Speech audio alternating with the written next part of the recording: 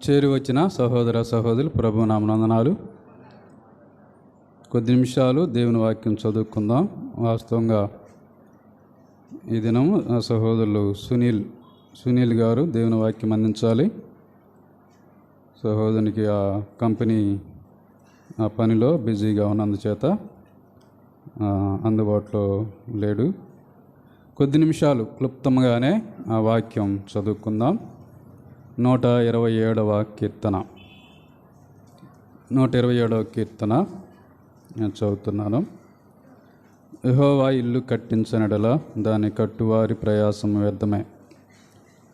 యెహోవా పట్టణమును కాపాడని ఎడల దాని కావలి కాయవారు మేలుకొనుట వ్యర్థమే.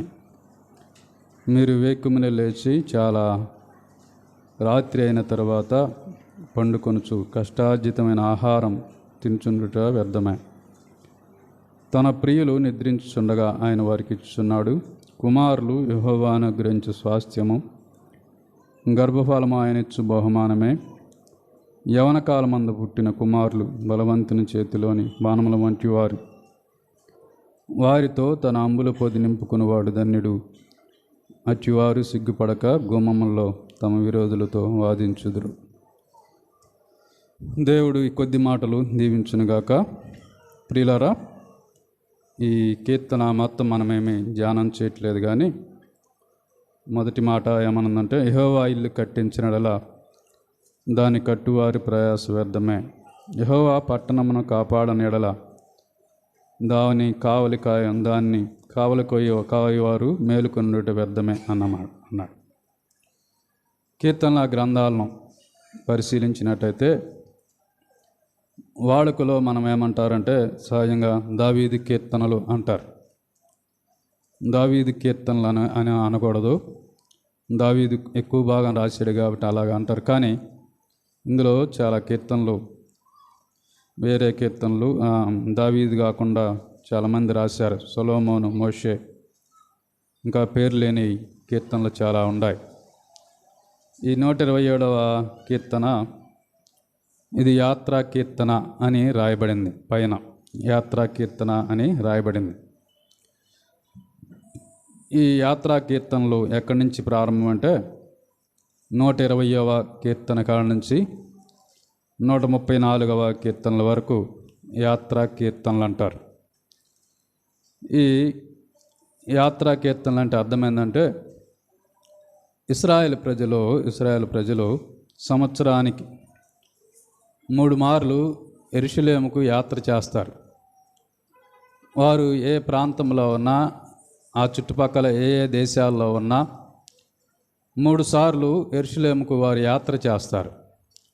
మొదటి నెల, 3వ నెల, 7వ నెల, ఈ 3 సార్లు వారు యాత్ర చేసి యెరూషలేముకు వెళ్తారు. ఈ యెరూషలేముకు వెళ్ళే సమయంలో ఇక్కడ చెప్పబడిన 120 కాడి నుంచి 134 కీర్తనల దాకా పాడుకుంటూ వారు వెళతారు. ప్రియులారా, గమనించినట్టయితే దేవుని పాటలు పాడాలి. దేవుని పాటలు వేరే వాళ్ళు పాడితే వినటం, లేదంటే ఫోన్లో టీవీలో వినటం మాత్రమే కాకుండా మనం కూడా ఖాళీ సమయాల్లో పాటలు పాడాలి. పాటలు పాడటం అనేది, దేవుని పాటలు పాడటం అనేది అది శ్రేష్టమైనది. మనము పాడాలి. తర్వాత వీరు ఇలాగా పాడుకుంటూ వెళుతూ ఉండగా వారు సంతోషముగా వారు వెళ్తారు. 84వ కీర్తనలో ఒక మాట ఉంది చూడండి. 84వ కీర్తన 5వ వచనం గమనించినట్టయితే 84వ కీర్తన 5వ వచనం, నీ వలన బలమునందు మనుష్యులు ధన్యులు, యాత్ర చేయు మార్గముల వారికి అతి ప్రియములు అన్నాడు. యాత్ర చేయు మార్గముల వారికి అతి ప్రియములు అన్నాడు. వారు ఆ యాత్ర అంటే వారికి చాలా ఇష్టం. ఆ యొక్క సంతోష సమయంలో వారు ఏం చేస్తారంటే ఈ కీర్తనలు పాడతారు.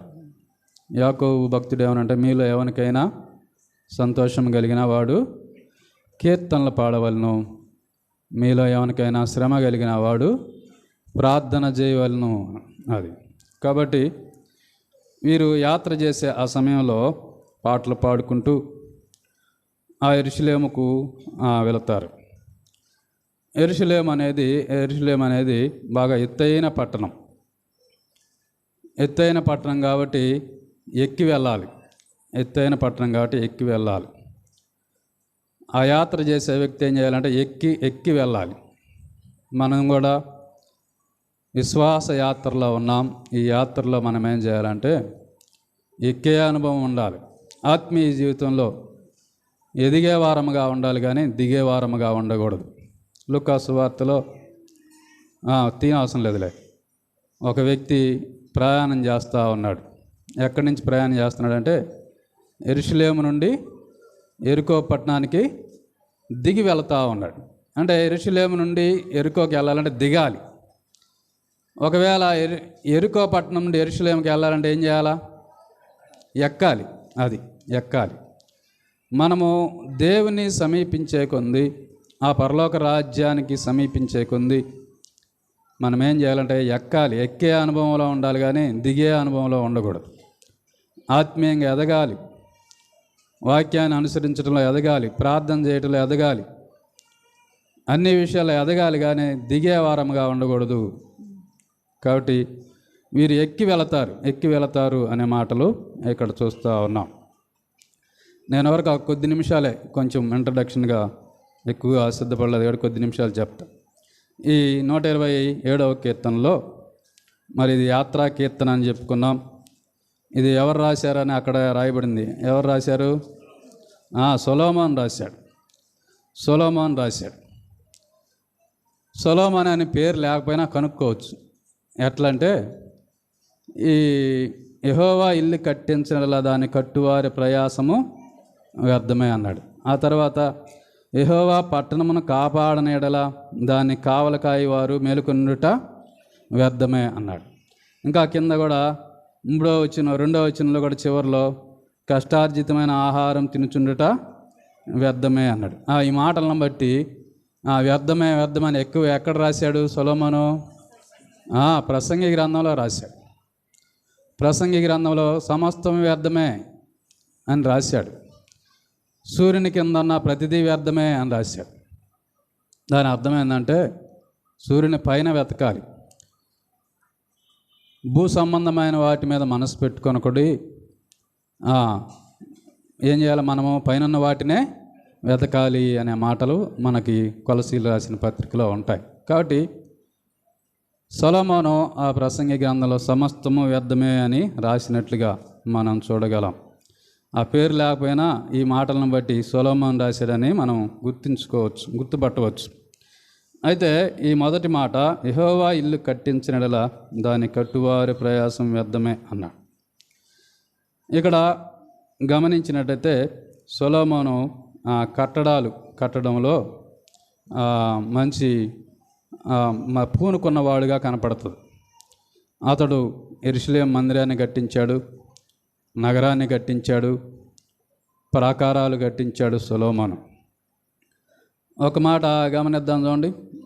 1 రాజుల గ్రంథం 3వ అధ్యాయం 1వ వచనం. 1 రాజుల గ్రంథం 3వ అధ్యాయము 1వ వచనం గమనించినట్టయితే,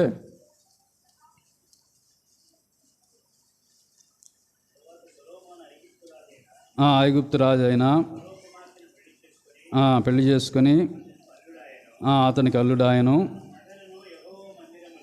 తన నగరను యెహోవా మందిరమును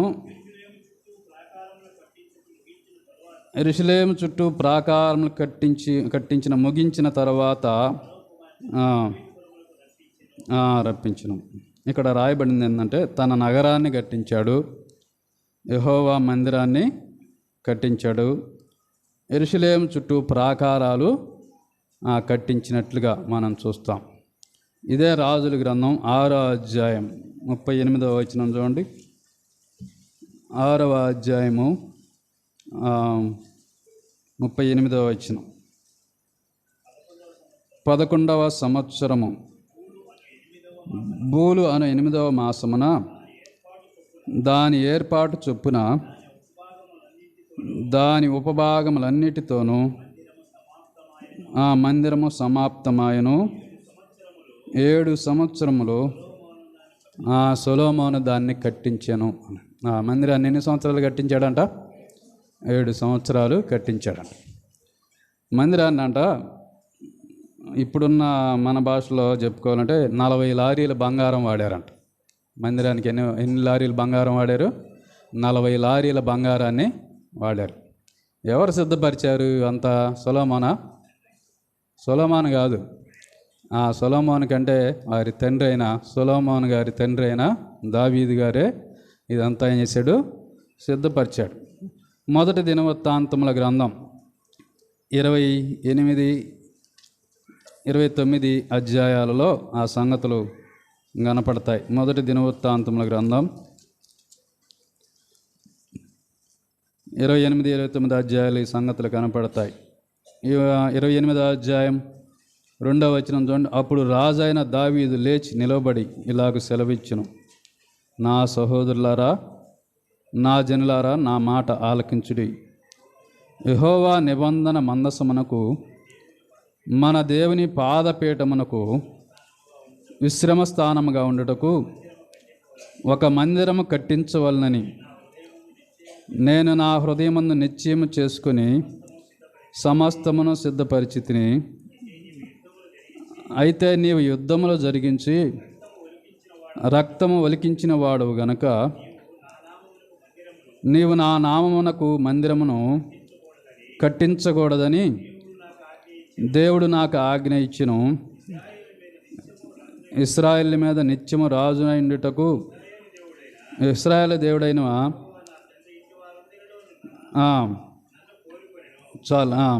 తర్వాత చూడండి 29వ అధ్యాయం 7వ వచనం.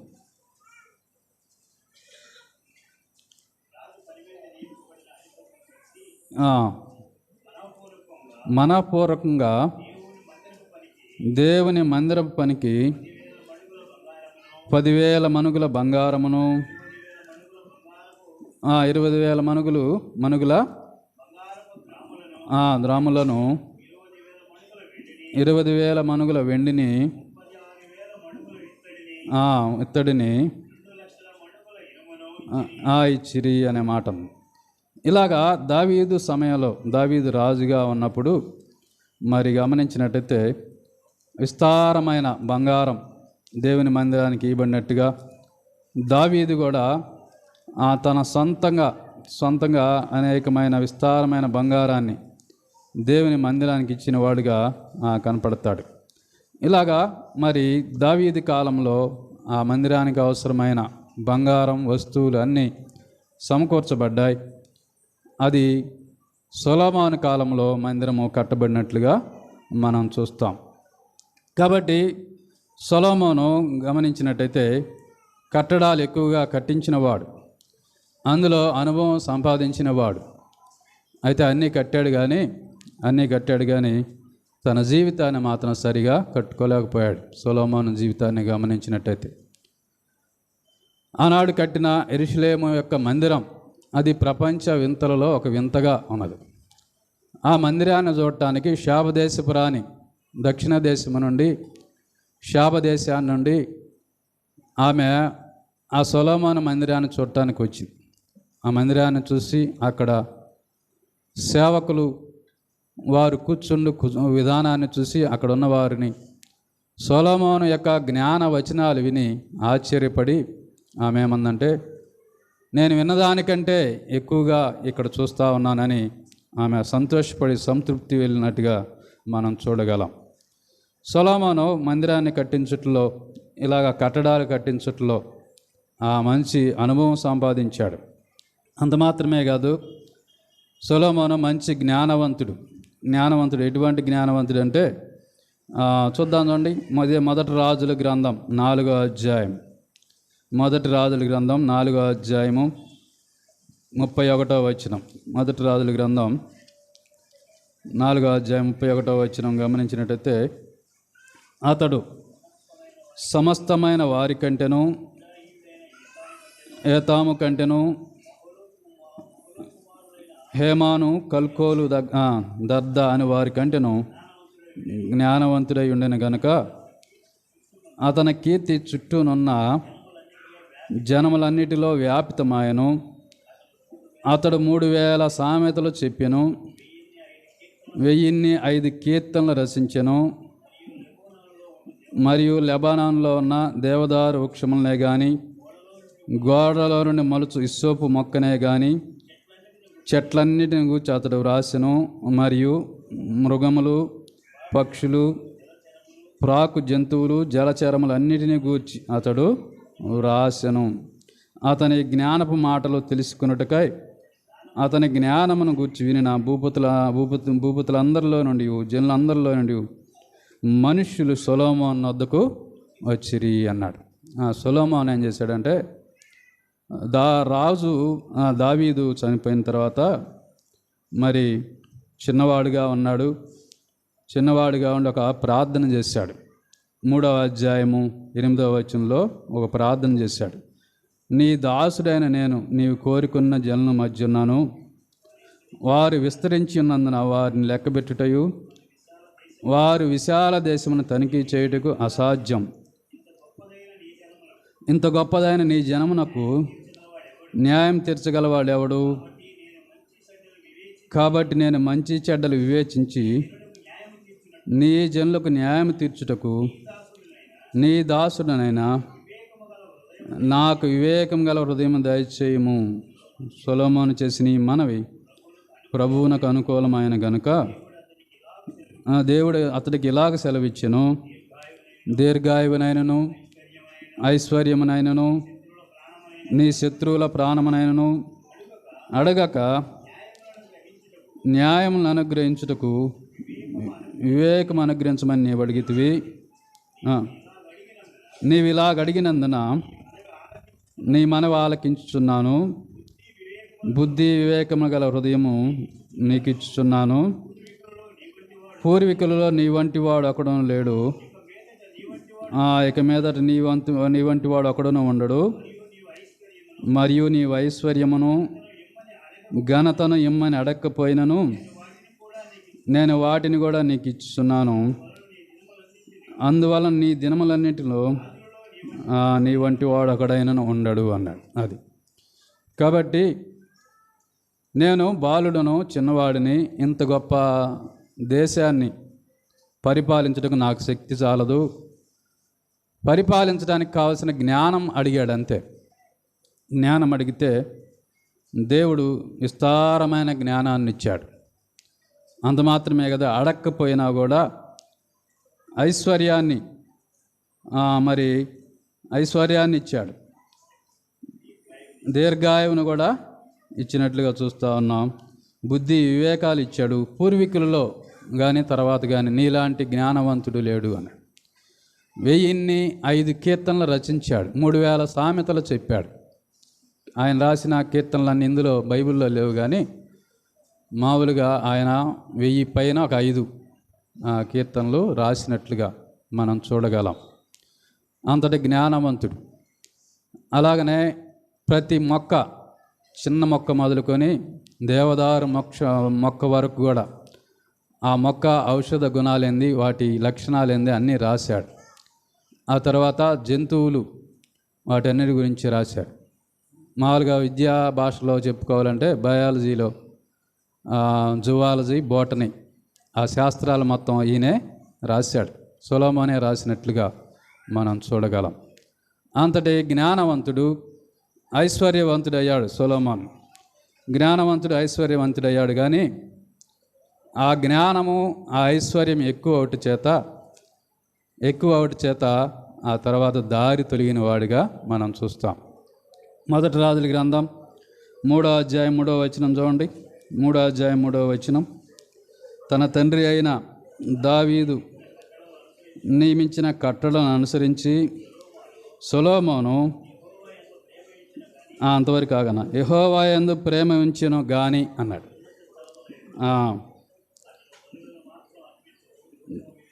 ఇక్కడ ఒక మాట ఉంది, ఏమని రాయబడిందంటే, తన తండ్రి అయిన దావీదు నియమించిన కట్టడలను అనుసరించు సొలొమోను యెహోవా యందు ప్రేమ ఉంచెను అన్నాడు. ఆ తర్వాత గాని అనే మాట ఉంది. గాని అని అంటే ఇక అక్కడ ఏదో తేడా ఉందని అర్థం. కాబట్టి అక్కడ నుంచే సొలొమోను జీవితంలో అక్కడ తేడా కనపడినట్లుగా మనం చూడగలం. చూడండి, ఒక మాట గమనించండి. ఈ మొదటి రాజుల గ్రంథం 11వ అధ్యాయం మొదటి నుంచి చూసినట్టయితే, మోయాబీయులు, ఎదోమీయులు, అమ్మోనీయులు, సీదోనీయులు, హిత్తీలను జనులు మీ హృదయములను తమ దేవతల తట్టు త్రిప్పుదురు గనుక వారితో సహవాసం చేయనీయకూడదనియు యెహోవా ఇశ్రాయేలు సెలవిచ్చున్నాడు. అయితే రాజైన సొలొమోను ఫరో కుమార్తెనగాక ఆ జనులలో ఇంకా అనేక మంది పరస్త్రీలను మోహించి కామాతురత గలవాడై వచ్చెను. అతనికి 700 రాజకుమార్తెలైన భార్యలను ఉపపత్తును కలిగి ఉండిరి. అతని భార్యలు అతని హృదయమును త్రిప్పివేసి ఉండిరి అన్నాడు. అతని హృదయాన్ని త్రిప్పివేసినట్లుగా చూస్తూ ఉన్నాం. దేవుడు మానవుల్ని సృష్టించినప్పుడు, ఆదామును సృష్టించినప్పుడు, ఆదాము ప్రక్కటి ఎముకలో నుండి ఒక ఎముకను తీసి ఆ ఎముక నుండి స్త్రీని నిర్మించాడా, స్త్రీలుగా నిర్మించాడా? ఒక స్త్రీనే. ఒక ప్రక్కటి ఎముక ఒక స్త్రీయే ఉండాల్సింది, అవునా కదా? ఒక స్త్రీ, ఒక పక్కటి ఎముక ఒక స్త్రీ. అంతగా పురుషుడికి ఒక స్త్రీనే దేవుని వాక్యం తెలియజేస్తా ఉంది. స్త్రీలు అని రాయబడలా, స్త్రీనిగా నిర్మించి. సొలొమోను 700 మంది రాజకుమార్తెలను వివాహం చేసుకున్నాడు. అనేక మంది ఉపపత్నులు ఉన్నారు. అతడి ఐశ్వర్యమును చూసి గర్వపొందినవాడై, ప్రసంగి గ్రంథంలో ఉంది, తన కన్నుకు ఇష్టమైన దాన్ని ప్రతిదాన్ని వదిలిపెట్టలే. నా రాజనగరాలు కట్టించుకున్నాడు, అనేక మందిని వివాహం చేసుకున్నాడు. ఈ పని చేయాలనిపిస్తే ఆ పని చేశాడు. మళ్ళా దానితో పాటు విస్తారమైన జ్ఞానం ఉన్నది. ఆ జ్ఞానం బట్టి కూడా అతిశయించాడు. దారి తొలగినట్లుగా చూస్తూ ఉన్నాం. అతని భార్యలు అతన్ని ఏం చేశారంటే అతని హృదయాన్ని త్రిప్పివేశారు అనే మాట చూస్తున్నాం. హృదయాన్ని త్రిప్పివేశారు అనే మాట చూస్తాం. కాబట్టి ప్రియులారా, దైవ గ్రంథం ఏమని తెలియజేస్తూ ఉందంటే, విశ్వాసినే వివాహం చేసుకోవాలి. విశ్వాసికి అవిశ్వాసితో పాలు ఎక్కడిది? ఇందాక ప్రభాకర్ అన్న గుర్తు చేసిలా. ఈనాడు విశ్వాసులను ఎత్తుక్కునే వాళ్ళు కష్టంగా ఉన్నారు, దొరికేవాళ్ళు కష్టంగానే ఉన్నారు. విశ్వాసిని కావాలని అడిగేవాళ్ళు కూడా తక్కువగా ఉన్నారు. ఉద్యోగం, కులం ఇవి ప్రాముఖ్యంగా చూసుకుంటున్నారు. కానీ విశ్వాసి కావాలని కోరుకోవటంలా. నిజంగా రాబోయే జీవిత భాగస్వామి ఆత్మీయురాలు అయితే అన్నీ ఉంటాయి, అన్నీ ఉన్నట్టే. అంతేగాని సొలొమోను వలె పైపైన రాజకుమార్తెలందరినీ వివాహం చేసుకున్నాడు. వారు కూడా ఏం చేశారంటే, ఆయన ఆస్తిని బట్టి, జ్ఞానాన్ని బట్టి సొలొమోనుకు భారీగా ఉంటే చాలు అన్నట్టుగా ఇచ్చివేశారు. అతని హృదయాన్ని వారు త్రిప్పివేసినట్లుగా మనం చూస్తూ ఉన్నాం. అతడు పడిపోయినట్లుగా మనం చూస్తూ ఉన్నాం. దేవుడు ముందుగానే హెచ్చరించాడు. మొదటి రాజుల గ్రంథం 9వ అధ్యాయం 6-7 వచనాలు గమనించినట్టయితే, అయితే మీరే కానీ మీ కుమారులే కానీ ఏమాత్రమైనను నన్ను వెంబడించుట మాని నీవిచ్చిన ఆజ్ఞలను కట్టడలను అనుసరింపక కొలిచి పూజించినడలా నేను ఇశ్రాయేలుకి ఇచ్చిన ఈ దేశంలో వారిని ఉండనీయక వారిని నిర్మూలన చేసి నా నామమునకు నేను పరిశుద్ధపరిచిన ఈ మందిరమును నా సముఖంలో నుండి కొట్టివేసేదను. గమనించినట్టయితే దావీదుతో చెప్పాడు. ఏమని చెప్పాడంటే, మీ కుమారులే కానీ ఏమాత్రమైనా నన్ను వెంబడించడం మాని నేను ఇచ్చిన ఆజ్ఞలు కట్టలు అనుసరింపకుండా ఉంటే నిర్మూలం అవుతారు. వారిని ఉండనీయకుండా నేను నిర్మూలన చేస్తాను. ఈ మందిరం కూడా ఏం చేయబడుతుంది? కొట్టివేయబడుతుంది అన్నాడు. ఇప్పుడు ఉందా సొలొమోను మందిరం? లేదు. సొలొమోను మందిరం లేదు. మందిరాలు అట్టహాసంగా కట్టడం ప్రాముఖ్యం కాదు. దేవుని పిల్లలు కూడుకోవడానికి సౌకర్యవంతంగా ఉంటే చాలు. కోట్లు పెట్టి మందిరాలు కట్టాల్సిన పని లేదు. సౌకర్యవంతంగా ఉంటే చాలు. చిన్నగంజాం శామీలా అన్న ఏమన్నాడంటే, అన్న ఈ రేకులు తీసేసి స్లాబ్ వేయాలని ఉంది, మాకు ఎప్పుడైనా వేయాలని అంటే, అబ్బాయి అట్టహాసంగా కట్టడం ప్రాముఖ్యం కాదు. దేవుని పిల్లలు కూడుకోవడానికి అనుకూలంగా సౌకర్యవంతంగా ఉంటే చాలు అన్నాడు. సొలొమోను కట్టించాడు దేవుని మందిరం. అయితే ఆ సొలొమోను అనుసరించలేదు, తర్వాత వారు అనుసరించలేదు. ఆ మందిరం ఏమైందంటే కొట్టివేయబడింది అనే మాట మనం చూస్తూ ఉన్నాం. సొలొమోను అంటూ కూడా అంతే. కాబట్టి యెహోవా ఇల్లు కట్టించనెడలా అంటే, ఇల్లు కట్టాలంటే దానికి కొన్ని కొలతలు ఉంటాయి. కిటికీ ఎక్కడ ఉండాలో, తలుపు ఎక్కడ ఉండాలో, వెంటిలేషన్ ఎలాగ ఉండాలో, దేనికి ఎదురుగా ఉండాలో అది ఉంటుంది. అది లేకుండా కడితే ఏం ఉపయోగం ఉండదు.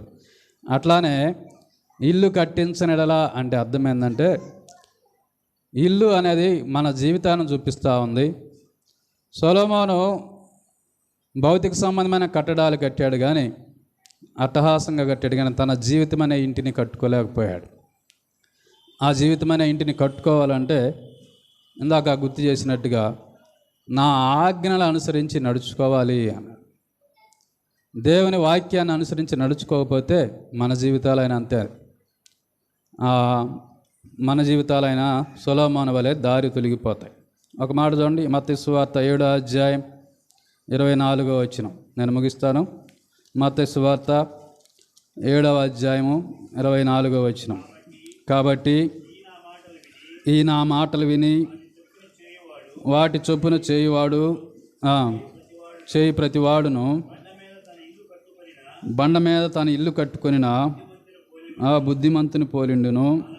వాన కురిసెను, వరదలు వచ్చెను, గాలి విసిరి ఆ ఇంటి మీద కొట్టిన కానీ దాని పునాది బండ మీద వేయబడిన గనుక అది పడలేదు అన్నాడు. కాబట్టి ప్రియులారా, యేసు ప్రభువు వారు స్వయంగా చెప్పిన మాటలు ఏమని చెప్పాడంటే, ఈ నా మాటలు విని వాటి చొప్పున చేయి ప్రతివాడు అన్నాడు. దేవుని ధర్మశాస్త్రాన్ని ఇచ్చాడు, దేవుని వాక్యాన్ని ఇచ్చాడు. సొలొమోను అవన్నీ త్రోసివేశాడు. దేవుడు ముందుగానే హెచ్చరించాడు, నన్ను అనుసరింపకుండా, నా ఆజ్ఞలను అనుసరించకుండా ఇతర దేవతలు తిరిగితే మీరు నిర్మూలం అవుతారు, మీ మందిరం కూడా నిర్మూలమగును అన్నాడు. కాబట్టి యేసు ప్రభువారు కూడా చెప్పిన మాట ఏంటంటే, ఈ నా మాటలు విని వాటి చొప్పున చేయి ప్రతివాడు. దేవుని మాటలు వినాలి, వాటి చొప్పున చేసిన ప్రతివాడు కూడా ఎలాగుంటాడంటే బండ మీద కట్టుకున్న ఇల్లును పోలిన వాడై ఉంటాడు. ఆ కొరింథీ పత్రికలో ఉందంటే ఆ బండ క్రీస్తే. కాబట్టి బండ అనగా పునాది, మంచి పునాది, గట్టి పునాది మీద కట్టాలి.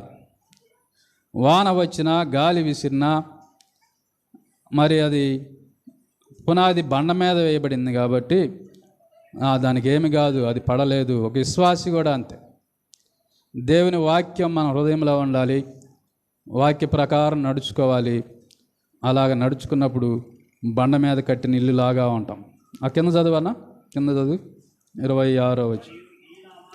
మరియు ఈ నా మాటలు విని వాటి చొప్పున చేయని ప్రతివాడు ఇసుక మీద తన ఇల్లు కట్టుకొనిన బుద్ధిహీనుని పోలి ఉండును. వాన కురిసెను, వరదలు వచ్చెను, గాలి విసిరి ఆ ఇంటి మీద కొట్టెను, అప్పుడు అది కూలబడెను, దాని పాటు గొప్పది అన్నాడు. కూలబడిన ఇల్లు పాటంట గొప్పదంట. కూలబడిన ఇల్లు పాటు గొప్పదంటే కూలబడిన దాన్ని మరలా అన్నీ ఏరి ఏటికాయ ఏరి పక్కన పెట్టాలి, దాని పాటు గొప్పది అన్నాడు. సాక్ష్యం పోయినాక మరలా సాక్ష్యం నిలుపుకోవటం అనేది చాలా కష్టంతో కూడుకున్న పని.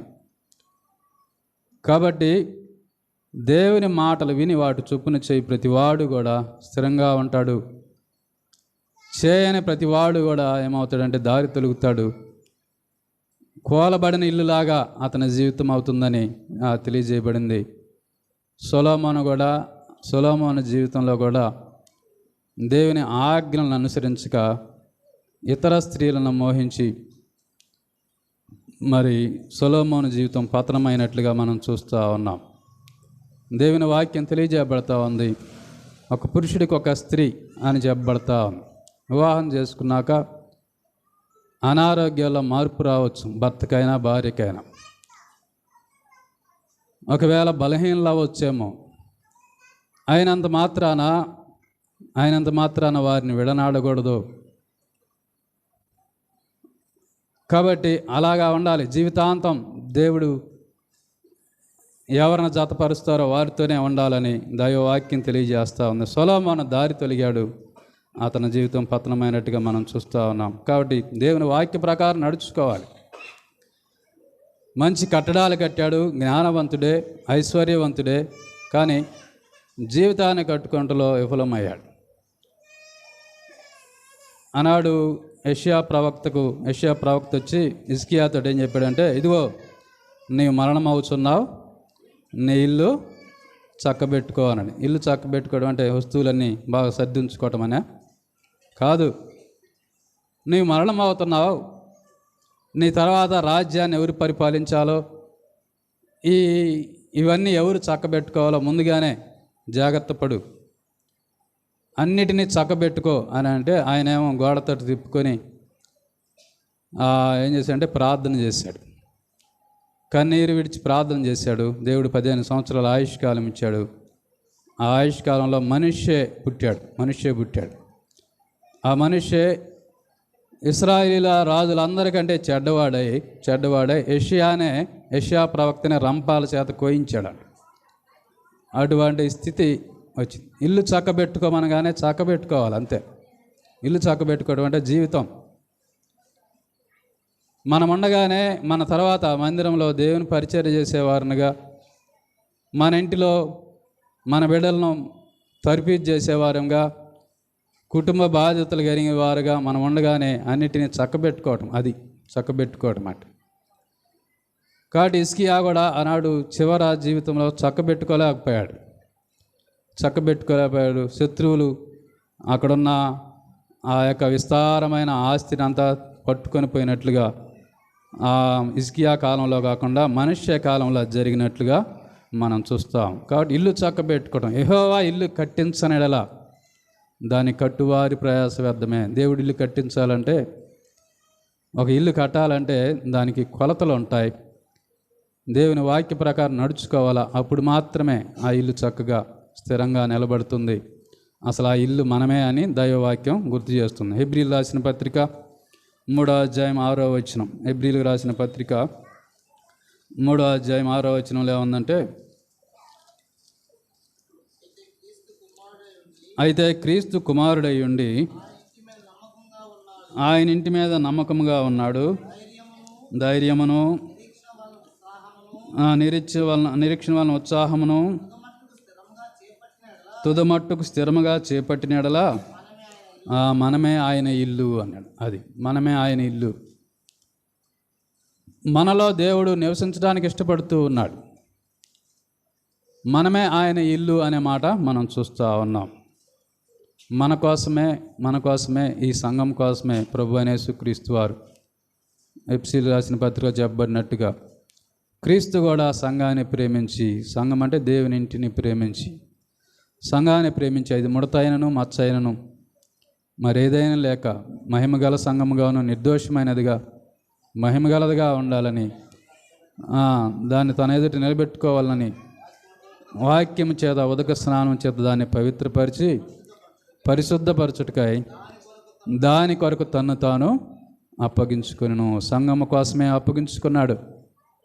దేవుని ఇంటి కోసమే తను తాను ఆయన తన ప్రాణాన్ని బలిగా అర్పించాడు యేసుక్రీస్తు వారు. కాబట్టి ప్రియులారా, దేవుని ఇల్లు అంటే సంఘములో ప్రయాసపడాలి.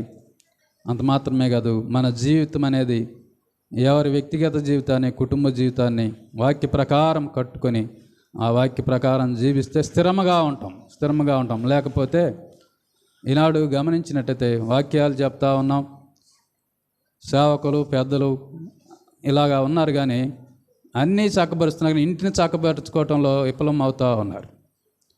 సేవకుల పిల్లలే దారి తొలుగుతున్నట్టుగా, సేవకుని ఇంటిలో పెరుగుతున్న వారే దారి తొలగిపోతున్నట్టుగా, పెద్దలలో పిల్లలే దారి తొలుగుతున్నట్టుగా కనపడతా ఉన్నాయి.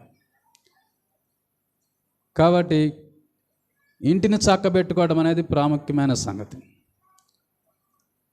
దేవుని పరిచర్య కంటే ముందు ఇంటిని చక్కబెట్టుకోవాలని తిమోతిలో రాసిన పత్రికలో ఉంది. ఎవడైనాను తన ఇంటి వారిని బాగుగా ఏలనేరనేలా దేవుని సంఘాన్ని ఎలాగ పాలించును అని ముందు ఇంటిని చక్కబెట్టుకుని తర్వాత సంఘంలో పరిచర్య చేయాలి. అది సేనాదయం బట్టిన వాడు దయ్యాలు వదిలిపోయిన తర్వాత యేసుప్రభుతో, అయ్యా నేను నీతోటే వస్తాను, నువ్వు ఎక్కడికి పోతే ఆడికి వస్తానంటే వాడితో ఏం చెప్పాడు, ముందు నీ ఇంటి వారికి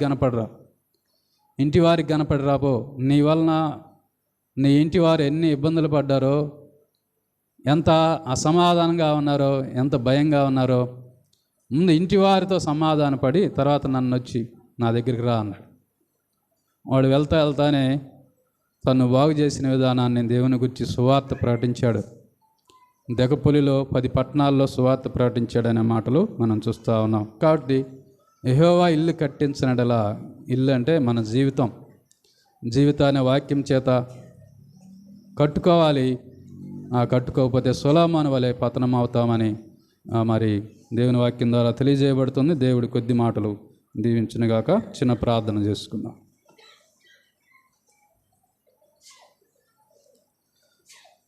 ప్రేమగల తండ్రి, కృపగలనైనా మిమ్మల్ని స్తుతిస్తున్నాం, గణపరుస్తున్నాం. ఈ ఉదయకాలం మీ పాద సన్నిధిలో చేరి మీ నామమును ఆరాధించుటకు దేవా నాయన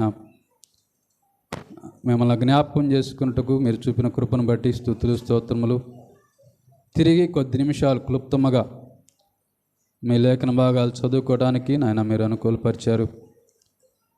సొలొమోను మంచి జ్ఞానవంతుడే, ఐశ్వర్యవంతుడే, దేవా నాయన వివేకం కలిగిన వాడే, కానీ మంచి కట్టడాలు కట్టించాడు, కానీ తన జీవితాన్ని కట్టుకోలేకపోయాడు.